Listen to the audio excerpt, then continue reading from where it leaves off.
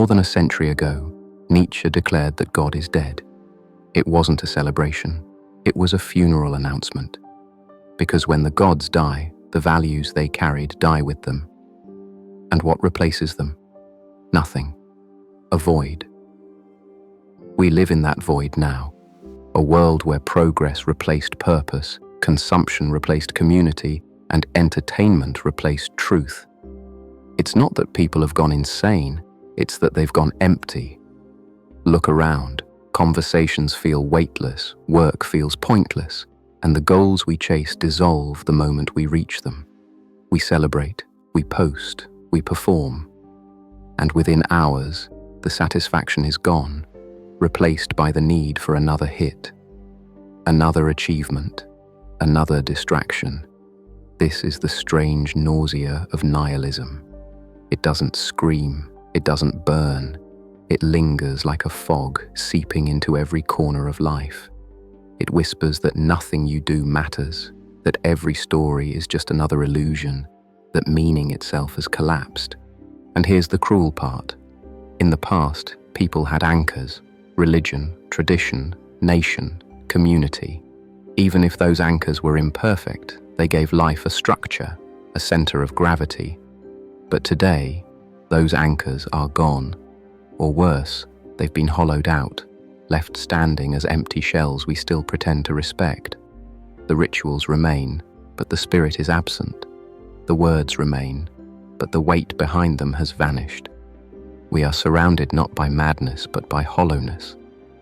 Not by lies, but by truths that no longer hold. If you've ever felt that unsettling sense that everything is fake, staged, or meaningless, you've touched the heart of nihilism.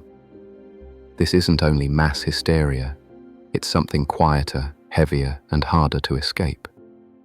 Not a frenzy of delusion, but a desert of meaning. He questioned most people are too afraid to confront. If nothing feels real anymore, what's the point of going on? Welcome to the Age of Nihilism. When Nietzsche declared that God is dead, he wasn't cheering, he wasn't mocking. He was warning, because he knew what happens when the foundation of meaning collapses. When the old gods, traditions, and values no longer hold power, people don't simply become free thinkers. They become lost. Think of it like this.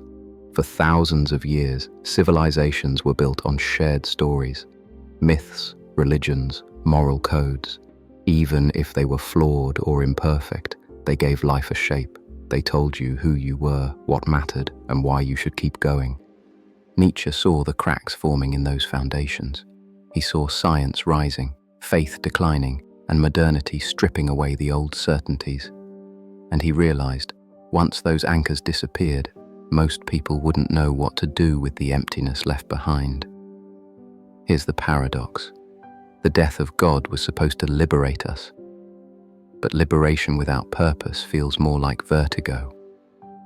Imagine standing at the edge of a cliff where the ground beneath your feet has crumbled. The view is breathtaking, infinite, but the safety is gone. The path is gone. And if you stare too long, the void starts pulling you in. Nietzsche called this the greatest danger of the modern age, nihilism. The collapse of all values, the suspicion that nothing matters, the fear that existence itself is meaningless. And he wasn't wrong.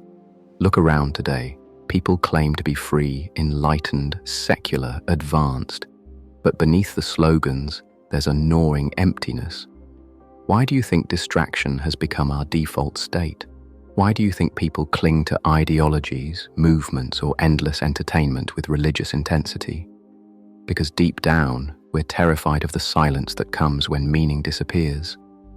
Nietzsche feared a world that would numb itself instead of creating new values, a world that would drown in comfort, distraction, and shallow pleasures, rather than confront the abyss and build something greater. And if you've ever felt that quiet despair, the sense that all the old stories have died and nothing new has taken their place, then you felt the weight of Nietzsche's warning. The age of nihilism didn't begin today. It began the moment humanity lost faith in its old gods and failed to find anything strong enough to replace them. And now, we're left with the wreckage. A civilization still performing the old rituals, still chasing the old rewards, but hollow inside. The question Nietzsche left us with still burns. If the old values are dead, what, if anything, will rise in their place? Modern life is obsessed with progress, faster, bigger, louder, newer. The story of our age is that things are always getting better. Technology advances, economies grow, comfort increases. We live longer, eat more, connect instantly across the world. On the surface, it looks like victory, the dream of humanity fulfilled. But here's the hidden truth. Progress gave us abundance, but it didn't give us meaning. We got convenience, but not clarity, comfort, but not purpose. Think about it. Every generation before us fought for survival. They worked the land, built communities, and clung to traditions not because they were optional, but because they were necessary. Life was hard, but it was coherent. The struggle gave shape to existence. Now, the struggle is gone. Survival has been replaced with consumption. The average person has more material comfort than kings once had. Yet depression, anxiety, and despair are at record highs. Why? Because human beings aren't designed to live on bread and screens alone. We need a why, and progress never gave us one. In fact, progress has a strange side effect. The more abundance we gain, the more meaningless it all feels. When everything is available, nothing feels valuable.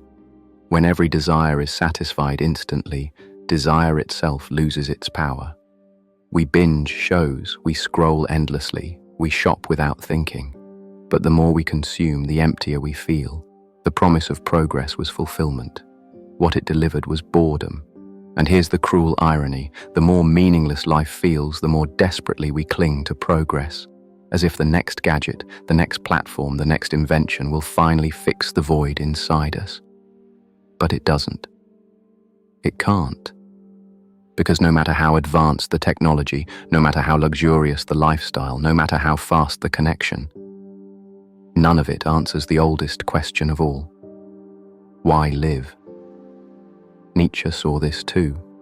He predicted that once people abandoned the old values, they would throw themselves into the pursuit of comfort and distraction, not as a cure for nihilism, but as a way to avoid facing it. And that's exactly where we are now. A civilization drowning in pleasures and conveniences, yet quietly suffocating in meaninglessness. Progress gave us the world in our hands, but it never told us why we should want it. If progress promised meaning and failed, the digital age promised connection and delivered illusion. Think about it. Never in history have human beings been more connected. Billions of voices, instant communication, endless streams of news, images, and opinions. It should feel alive, electric, real. But what does it actually feel like? Shallow, hollow, plastic. You scroll through feeds and it's all surface. Smiling faces masking quiet despair. Opinions repeated like slogans. Outrage manufactured for clicks. Everyone projecting, no one revealing. A hall of mirrors where you can't tell what's authentic and what's performance. And here's the sinister twist. The digital world doesn't just reflect reality, it replaces it. We no longer live in the moment, we live for the recording of it. A sunset isn't just a sunset, it's content. A conversation isn't just connection, it's performance for an invisible audience. Even grief and love become filtered, curated, branded. Reality itself begins to feel staged.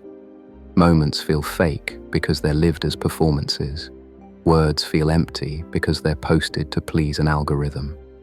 Friendships feel fragile because they exist more on screens than in flesh. The result? An entire generation that feels disconnected while being hyper-connected, surrounded by millions of voices yet drowning in loneliness. And here's where nihilism seeps in. When every image is edited, every opinion is spun, every truth is politicized, what can you actually believe? If everything is a performance, then nothing feels real. This is the digital mirage, an oasis of infinite connection that leaves us thirsty. The more we drink, the drier we become, because deep down we know it's a substitute, a shadow of reality. Nietzsche didn't live to see the internet, but he predicted this kind of collapse. He warned that when the old values died, people would cling to distractions, appearances, and spectacles to fill the void. And that's exactly what social media is: a constant spectacle, a never-ending show, distracting us from the silence underneath. But silence has a way of seeping through. Late at night, after the scrolling ends, after the notifications fade, you're left with yourself. And that's when it hits, the terrifying suspicion that all of it, the feeds, the likes, the trends, the noise, is just decoration on a hollow stage. And once you see that, you can't unsee it. The digital mirage collapses and the void stares back. If the digital age blurred the line between real and fake, the collapse of truth shattered it completely. We live in a world drowning in information, yet starving for honesty. Every headline screams certainty. Every platform claims authority. Every voice insists it has the facts. But scratch the surface, and it all unravels. News isn't just news anymore. It's marketing. Science isn't just discovery. It's politics.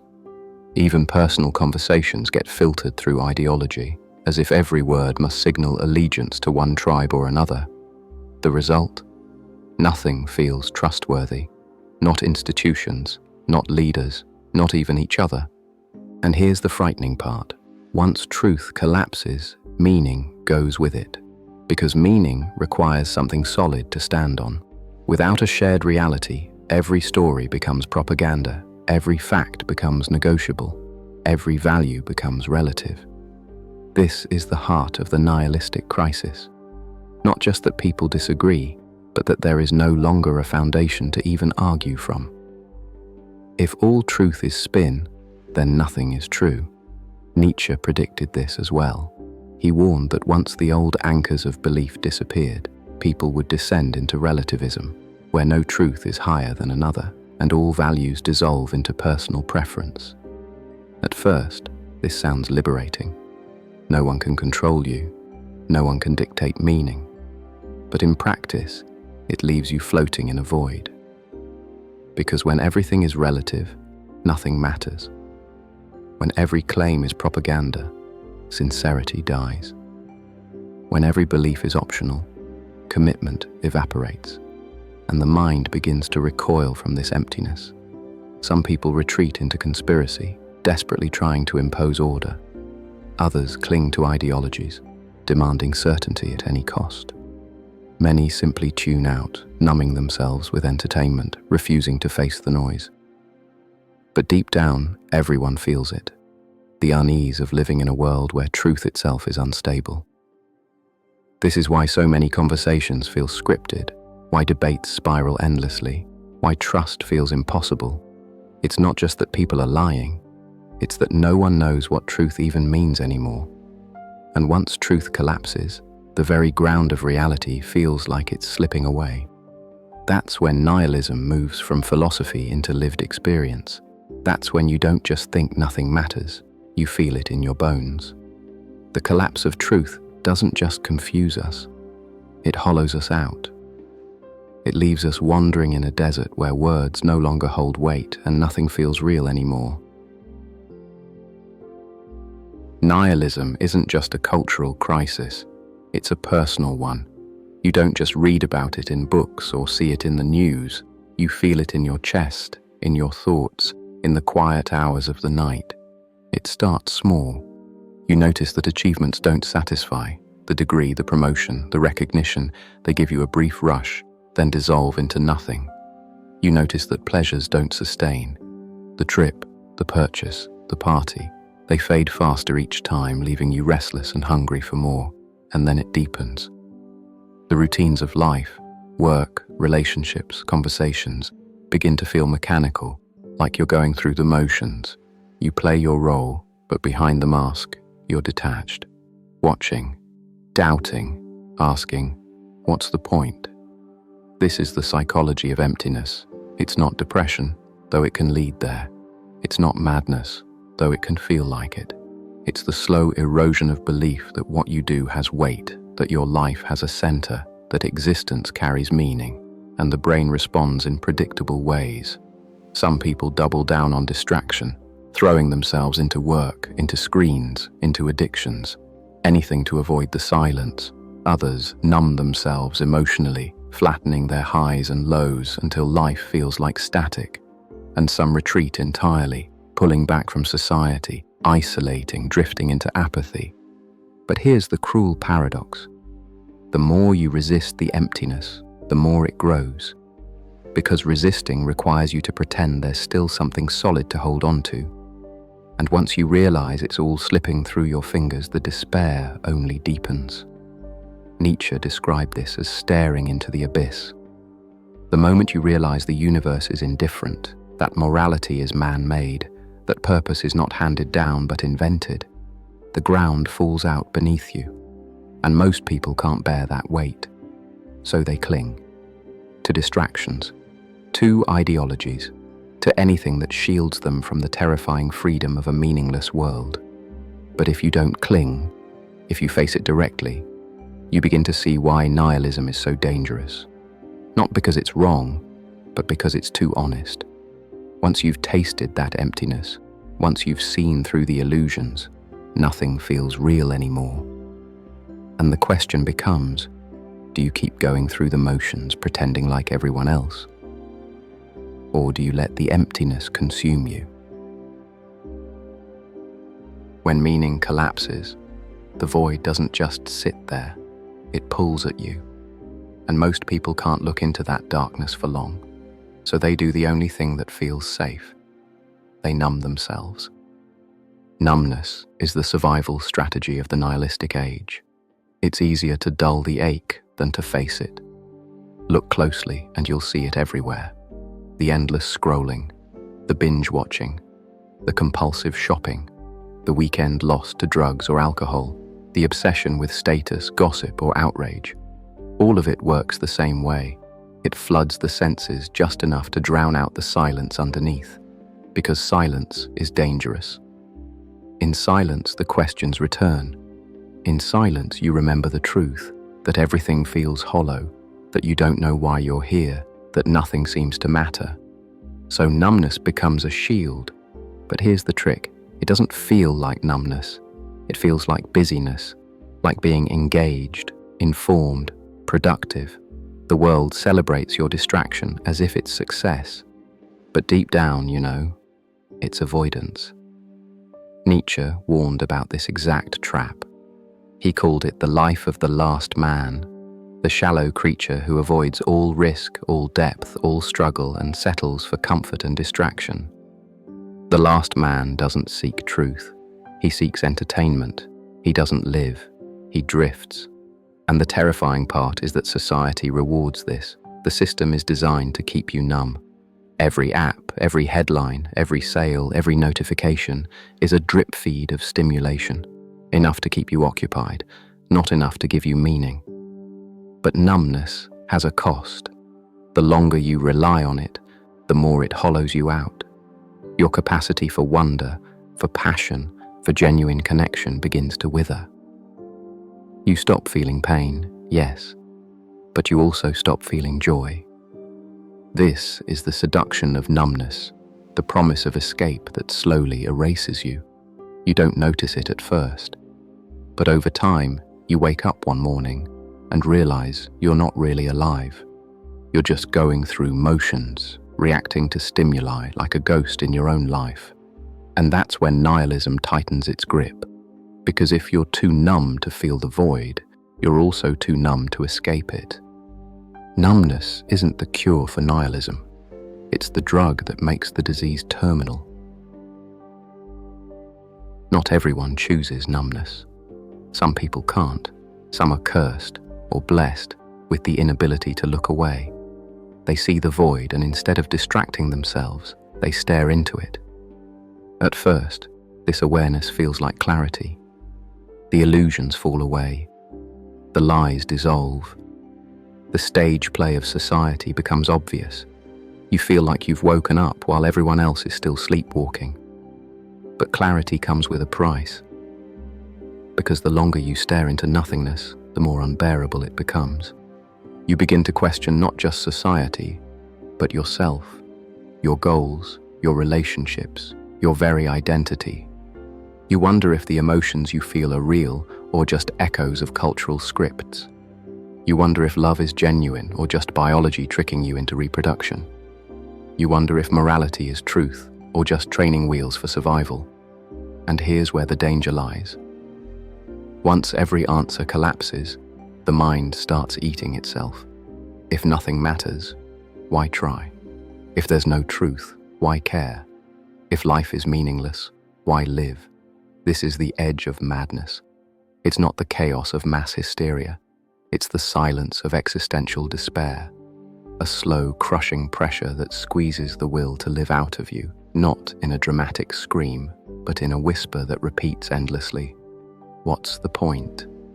History is full of people who fell off this edge. Nietzsche himself wasn't immune. His brilliant insights came at the cost of unbearable psychological strain. Others, artists, poets, philosophers, saw too deeply, and the vision consumed them. And yet there's a strange paradox here, because the same abyss that drives some into madness becomes, for others, the very place where rebirth begins. Nietzsche put it like this: "He who fights with monsters should be careful lest he thereby become a monster. And if you gaze long into an abyss, the abyss also gazes into you." That's the test of nihilism. The abyss will gaze back. It will measure you. It will try to pull you under. And if you can't withstand it, you dissolve. But if you can, if you learn to confront the void without collapsing, something extraordinary can happen.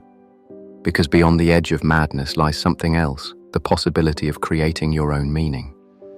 But first, you have to survive the abyss. Most people never confront the void. They numb themselves, distract themselves, or deny its existence altogether. But those who do, those who look directly into the abyss, face a terrifying challenge: how to live when nothing feels real. Nietzsche believed that nihilism was not just a danger, but a test, a trial that could either destroy you or transform you. He warned that if you only see the emptiness, you fall into despair, but if you can stand before it without collapsing, something shifts. The first shift is acceptance. You stop demanding that life come pre-packaged with meaning. You stop waiting for someone, a priest, a politician, a philosopher, to hand you the answers. You admit, fully and brutally, there is no ultimate why. The universe doesn't owe you a purpose. At first, this feels like defeat, but then you realize if nothing is given, then everything is open. The absence of meaning is also the freedom to create it. The second shift is responsibility. Without external anchors, you become the author of your own values. You decide what matters. You carve meaning out of the void through your choices, your actions, your creations. This is what Nietzsche called the path of the Übermensch, the one who overcomes nihilism not by denying it, but by building something greater out of it. But here's the catch: confronting the abyss is not a one-time victory. It's a constant discipline. The void doesn't vanish. It waits. It whispers. It tempts you back toward despair or numbness. To live with nihilism is to live with the constant awareness of fragility. That meaning is not found, but made, and must be remade every day. This path isn't for everyone. Most people can't bear it. They would rather drift in illusion, safe and shallow. But for the few who can endure it, the abyss becomes not a grave, but a crucible. Because when you can stand in the face of nothingness and still say yes to life, when you can look at the void and choose to create anyway, you've done something extraordinary. You've turned nihilism, the great destroyer, into the raw material of freedom.